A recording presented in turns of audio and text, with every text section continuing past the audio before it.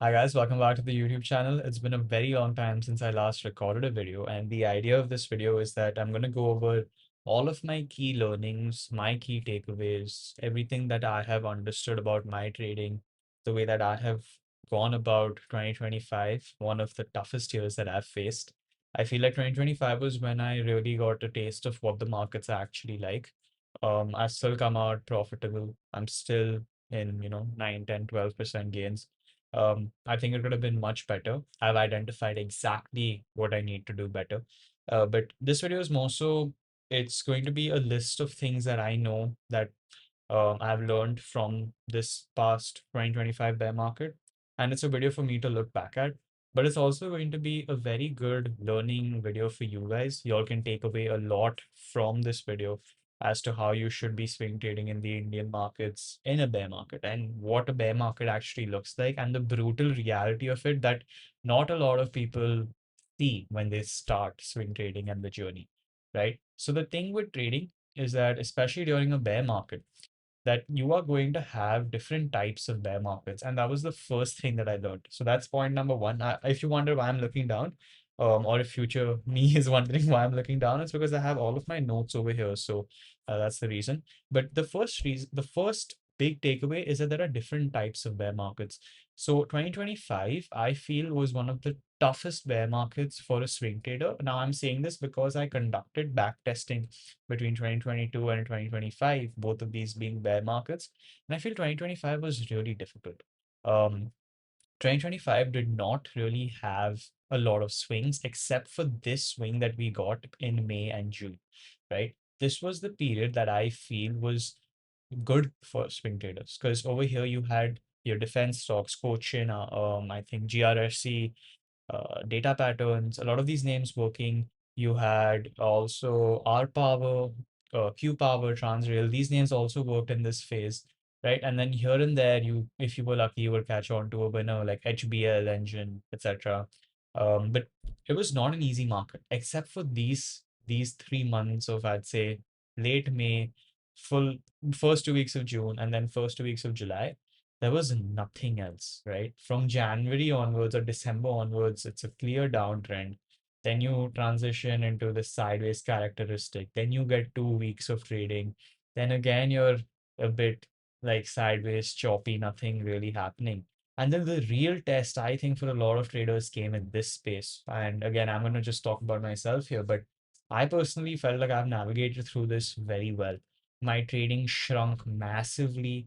I barely traded the stock market in this time period from, I think, literally August till now. November was an entire month of not a single trade executed in one entire month, right? So that was where I was really proud of the way that I was trading. But this year has brought about a lot of things that I need to deal with in my trading, and I'm really glad because I've worked on it. But let's start with the fact that bear markets are of two types, right? Your first bear market is like 2025, where you have a very tough year and it's super difficult for you to make money. And then you have another bear market, which is like 2022. And 2022 was a different gravy completely. Where is it? Right here, right? So let's discuss 2022. Right. So 2022 was a phase wherein I feel you had a lot of chances to make good money. Now, why do I say this? You had one bear rally over here where you had stocks like Excel Industries. So if I just pull that up, right? Excel Industries. One second. Yeah. So Excel Industries in 2022 had a beautiful, post earnings flag. So a gap up on earnings, nice sideways. Here's your first entry. Here's your second entry. And then you make a good, decent gain. Even if you're just employing proper trade management skills that we'll get to, which was another one of my learnings.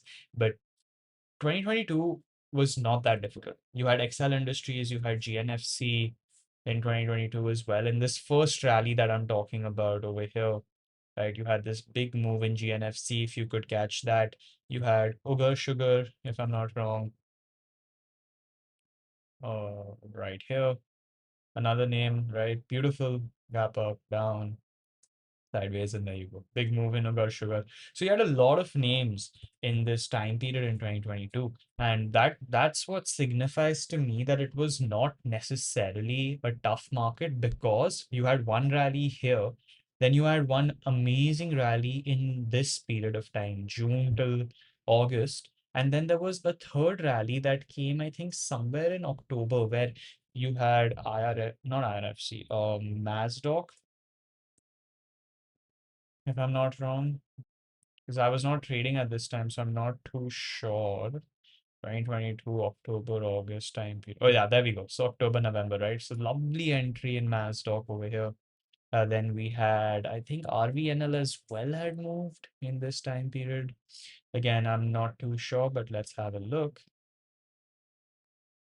Yeah, so RVNL as well made a move. Now, maybe this was not as easy to catch, but what I'm trying to get at is that you had quite a few moves. And the good thing is that you had these moves exactly when the small cap index was above the 10-day moving average, right? So if we have a look in 2022, you had this entire period. Anything that broke out after the 9th of March or also on the 3rd of March, chances are that you were in these trades, because the way that I trade is that the small cap index above the 10 is my sign that now momentum is easy in the market. So this whole period of time, I could have caught trades. Over here, this entire period of time, I could have caught trades. And then in November, yeah, this rally, this was the one I think that caused a lot of the movement. This entire rally, you can catch trades. So that is an easier market where you have one bear rally, two bear rallies, and three bear rallies. So it's still not as bad as 2025, wherein you're barely having movement. You have this entire down period. Over here, nothing was working. And then you had 2, 3 weeks of good action, and then you're fully sideways. But the good thing is that whenever times get so bad, the time to come after that should hopefully be very positive. And I'll probably make a video a year from now explaining whether it was or it was not. But that's the idea of the fact that there are different types of bear markets. Now, within a bear market as well, you have two stages where you have a bear crash and you have a sideways market. A bear crash was really easy to navigate because I knew all that I had to do was sit out. There's nothing else. But in this choppy market, you're seeing stocks set up, 8 out of 10 are going to fail. You're going to look at the two that work, you're going to take a trade, and then sometimes if you get lucky, then you work, and then you increase your position size, and eventually things go against you. So that was a big learning on how to be very picky with your stock selection here and to accept the fact that it's a tough market. If you make money in this phase, you should be very grateful that you made some sort of money, because our systems are not based on a bear market, it's only a bull market, because in the bull market our upsides are very high, right? You can make insane returns on your portfolio if you know what you're doing. So that was another learning, that there are stages of the bear market, and that the sideways markets are draining not only financially but also mentally, because when you have a lot of small stop losses that are coming into your portfolio time and time again, you don't even realize where you've lost 1 or 2% of the gains that you've made already, right? And while that is very normal for a swing trader, still it will affect you psychologically. So those were my two learnings about the markets in general. Now, one of the learnings that I have spoken about on the channel and also to myself multiple times is that have found that even in a bear market, the best way to trade is environment over sector over setup, right? Where you first look at the environment. Are we above the 10-day and are we in a green zone? Are we moving upwards? Is the trend positive? Dow theory is really the best thing that you need to look for in such market environments or in any market environments. It tells you everything that you need to know, right? And after that, you have your sectors. So in this phase, the way that defense stocks and power stocks were moving, there were no other stocks moving. So I had bought GRSE off of this episodic pivot, sort of you have your gap up after earnings, you make your right hand side flag, and then I had taken my first entry on this day, and then I tried to ride it, but at that time my trade management was not as good as it should have been, which we'll get into. I had taken Cochin Shipyard as well. So I had my entry in Cochin Shipyard. Is a beautiful stock, right? I made a decent gain in Cochin Shipyard. I think I made 20 odd percent, more than that in Cochin Shipyard. I had R Power over here on this sort of flag. I missed this entry here and here, but I had entered in this phase. I made 18 or 18, 19% in R power. Those were sort of my biggest winners. And I have a very funny story about Q power. Again, at that time, I was making money, but I was still not very good with the things that I had to focus on. So Q power on this day, 9th of June, I still remember I had quite a few stocks in the power space, and R power had just started moving. So I was going to enter Q power here, but for some reason, I had decided that I want to take an entry on this high, this day high, 6th June high, right? And no, instead of the 5th June high. When now, if you ask me, the way that I would approach this trade is taking an entry here on the day, on the high of this day, and my stop loss on previous day low. That's how I would approach this now with the more knowledge that I have gained. But anyway, I passed because I said that the stock has gapped up over this high, which it did, but the actual entry should have been here. And look at the gain that I missed. If I was just able to trail with the 10-day, I missed a 92% gain, assuming I exited on the top. So what I'm trying to say is that that's how I have noticed uh, that sectors are very important. First is your environment, then is your sector, and then you move on to the setup. And then, of course, setup quality, whether it's a flag, whether it's a base, and how is the quality of the setup. That is that all of those things matter as well. After that, I understood that I should not be executing any trades when I see that the small cap index in its in its trend is downwards.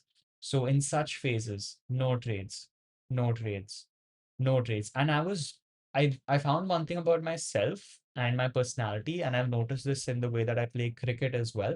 I'm really good at defensive, like at being defensive in general. Like I can protect my wicket when I'm playing cricket with my friends here at UBC. I can do well in the markets when we're in a red zone because I have the patience and I have the discipline to sit out. I don't feel like I'm missing anything. I have that ability to sit out. That's just my innate nature. But what I miss is the aggressiveness when things are right to really go ham. That was another thing that I learned when I watched a Stanley Druckenmiller interview. He said that George Soros told him one thing, that when you're right, you bet big, you attack the jugular vein, you take big positions, right? And that was, I think, that was the pound and the pound hedging, whichever ones that he had done, the big trade that the two of them took. Anyway, getting back to the point that the red zones are zones which you want to absolutely like not even look at. No trading in this period, no trading in this period, no trading in this period, no trading in this period, right? You want to sit out. So that was the biggest learning because I took a few trades in bad zones, which I should not have taken. But that was, again, just I lack of a plan, lack of things to write down. But we worked on it completely. So I've not taken a red zone trade in a long time now. So that's completely okay. Not a worry yet. Okay, the fifth thing was that when you're coming back from 100% cash, so for example, I've been in 100% cash, I think the entirety of February. I don't think I've executed any trade. Actually, let me have a look if I've executed any trade. Just a second. Slide, yeah. So if I have a look, I think I just took one trade in the row, if I'm not wrong. Yeah. So no trades in February, as far as I can see right now. So that just shows to me that whenever you're coming back from cash, right? Since I've taken no trades in February, once I'm coming back from cash now, I will first let the first few breakouts go. And you will see that over here. So I had noticed that these were all setups that I was liking before this last day of action to take potentially a trade in them. Post Motors, I said I wanted an inside day. SML Mahindra, I said I wanted, yeah, this was fine. I wanted this to move. But there were a few. NetWeb was like fabulous, absolutely fabulous for me. NetWeb was beautiful. A plus setup, right? Beautiful volume action. So I wanted this to work. I didn't want to take a trade straight away. And then look, then we get our breakout in NetWeb. So now what am I looking at? Now I'm looking at something very simple. What is the market saying to me and what are stocks saying to me? But the first few trades that I have, I will pass. The reason being that you never know in a bear market, right? In this sort of bear market, you don't know when you're transitioning into a proper prolonged uptrend versus just an up move, a consolidation, and then a breakdown. So you'll wait for the up move. Here's when the trades get ready. You take an entry probably on the 8th of Jan or on the 7th of Jan, and then you have this full breakdown in the index. So you don't want to face that. And in order to ensure that you're not facing that, that is why you need to let the first few breakouts go when you're coming back from cash.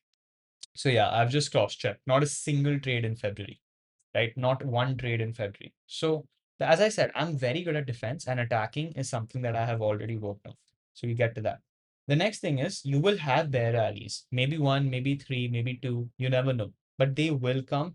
Make the most and attack the right sector. That is super important. To attack that right sector is very important. I learned that from the defense and the power sector in June. The first 2 weeks of June, I made 12.5% on my portfolio, right? And that's when I learned that attacking the right sector is very important. And that too, I made 12.5% without taking the right sizes in my trades. So in Cochin Shipyard, right, in this beautiful move, I only had a 15% size. If I could go back, that size would be double because I have learned about how to be aggressive and how to keep risk in check.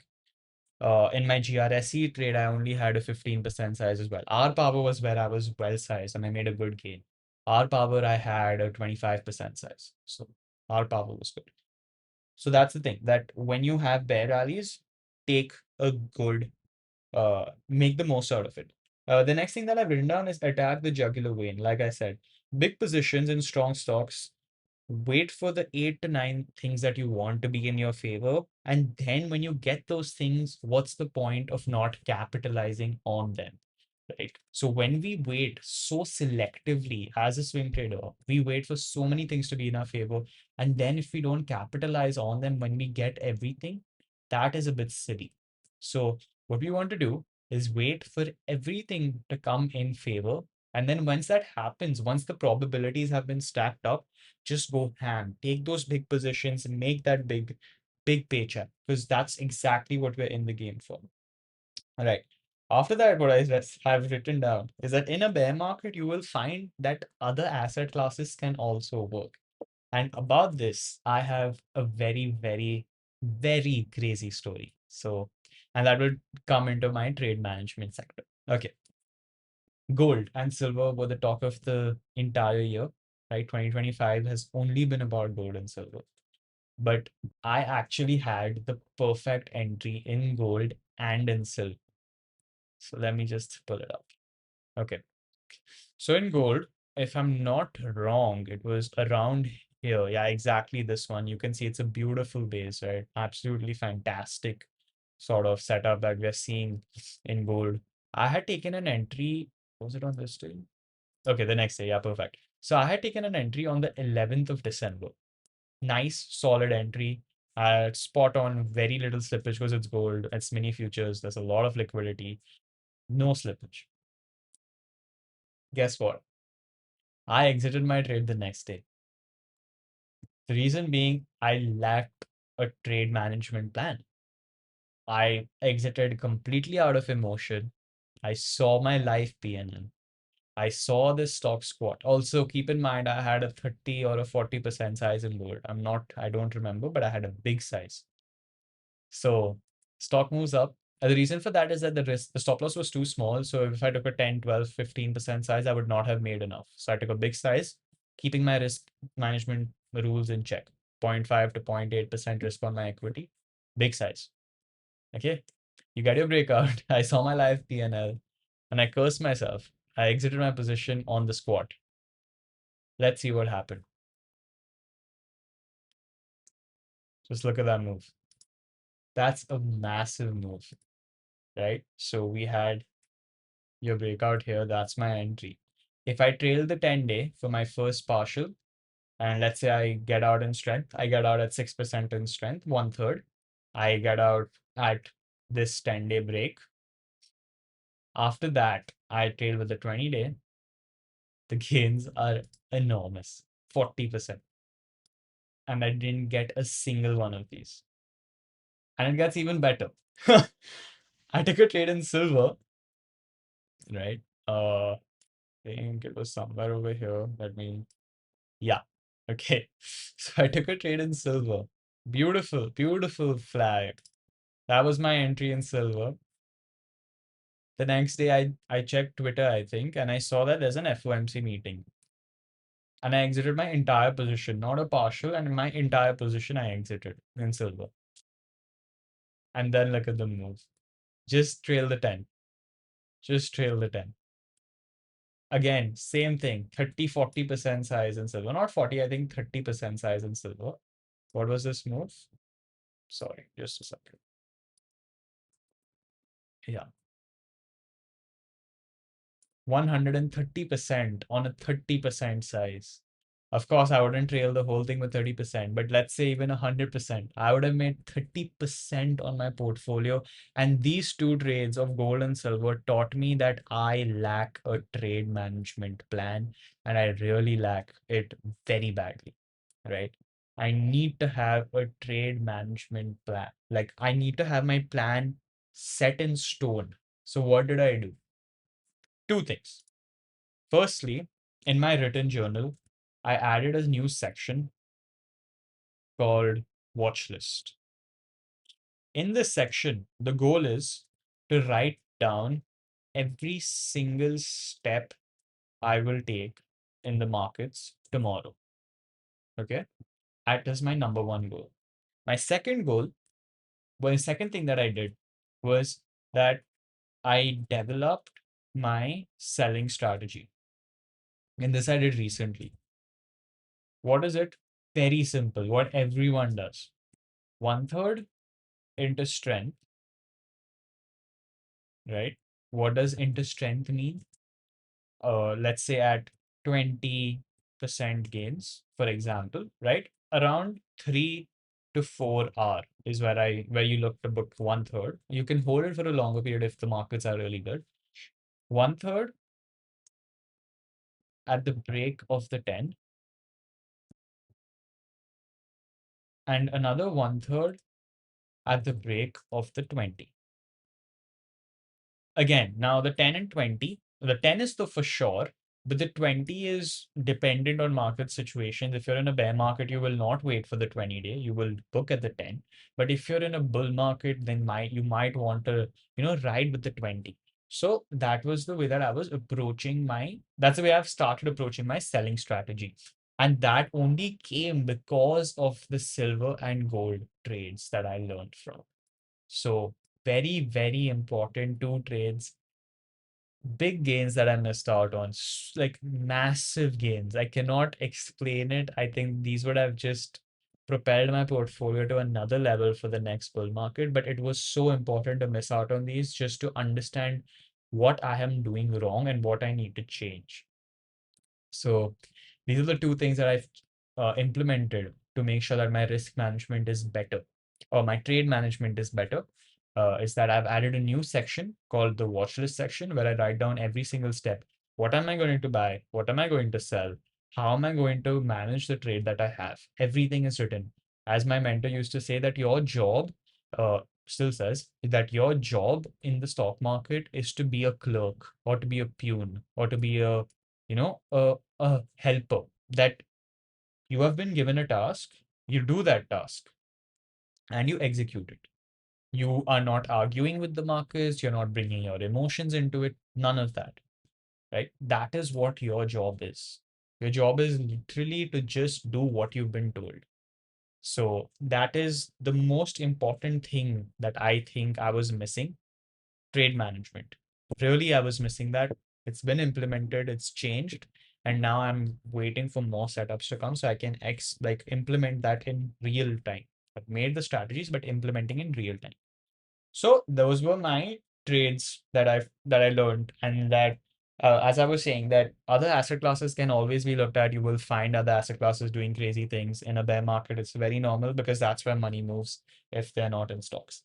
Okay, the next thing is that noise again is the worst thing possible. I have finally completely logged out of Twitter. I think it's been 2-3 weeks now that I've not even looked at uh the market Twitter, right? I just look at my other account, which is news, etc. And it's been refreshing. I did it twice last year, and those are the best periods that I traded. But then, the human mind, you always wander back. But this time it's been a hard set rule that there's absolutely no way. I've realized that trading to and listening while trading is horrific. Like you can't do that. And maybe I'm 21, so I'm a bit impressionable. And I need validation to tell myself that I need to have a year where I can, I have that triple digit return, like that 100, 200% return where I know that what I'm doing is perfect. But that's not come yet. So that's why maybe I look at Twitter. But I've stopped. I'm really locked in now. No need. I don't feel the need anymore. So that's a really good thing. And that's so important for anyone. Just stay away from the noise, man. It's like the worst thing that you can do to yourself. Noise is pathetic. It makes you feel bad about yourself, or it makes you feel like you're the only one who knows everything. And both of those things are bad. So live your life. There's no need for noise, especially if you're impressionable and you find yourself questioning what you're doing. The next one is that, again, like I said, the plan should be set in stone the day before, and I explained how I worked on that. And then that 1% risk on equity per trade in a bull market can be taken if you're young and you want to be risk heavy and you want to make stupid money. Then I feel like you have to be risky. You have to be able to take a certain equity. You have to be able to put something on the table for you to gain something out of it. So those were things that I wrote down that was important for me in terms of my risk, my trade management and my aggressiveness. So aggressiveness I've sorted out. Now it's become normal for me to risk 0.8% of my portfolio in a good market environment. And in a bad market environment, I'm usually just sitting out on its own. So not a worry. Apart from that, I wrote down that lesser the screen time, more money you make, and that by me teaching people and being answerable really changed my trading. Firstly, all concepts get rewired in your brain, and secondly, you are really putting a lot of accountability on your shoulders. You can't just let people down. You can't just take trades, just for the sake of it. You can't do that anymore. You have to be very reasonable with why you're entering and why you're exiting. And I think that was like a blessing in disguise for me, that I'm answerable to someone. So by by me just taking a random trade, it's not going to work out. I can't do that. I'm answerable to my parents. I'm answerable to my students. So I think that was good. I needed that, and that's lovely for me. Another few things that I've written down is that my year started poorly because, trust me, in March, April, I knew absolutely nothing. May I could have. But I look back at my year and I'm like, wow, like you could have made so much money in so many different places, and you just did not. But that was because there were so many things that were missing. Like the puzzle is in front of you, there are so many pieces that are missing. But now that I've gotten an idea of what was missing, I think that I'm ready for the next year. And oh man, can't tell you guys how excited I am, how many inner monologues I've had with myself. I think at least 100 plus in the past year, where I just go for a long walk because the campus is so pretty. I just go for a long walk and I'm like, bro, you have to do it. Like, you have 4 years. That's what I tell myself. Till 25. Whatever you want to do, you have to do it till 25. I don't know why I put that on me, but I just do. Anyway, March, April, I was very bad. May, I was May, I had absolutely nothing. I had no idea in terms of my trade management. I took such bad trades. Like, I don't even want to show you guys. I took trades in Masdok where there were no pivots, and these were all noise entries, all noise. June was when I realized that this is not how it's going to work if I want to do this full time, and that's where I made money. July was a period where I had poor stock selection. So that is what I really needed to work on in July.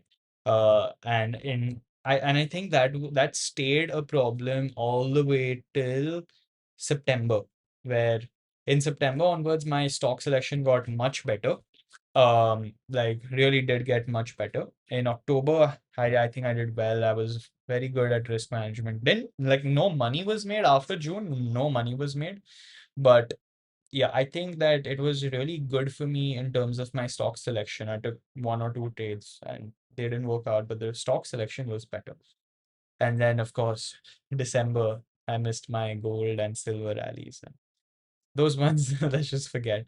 And then in January, oh yeah, in January I took a few trades in the metal space. So I took Sanduma over here on this flag.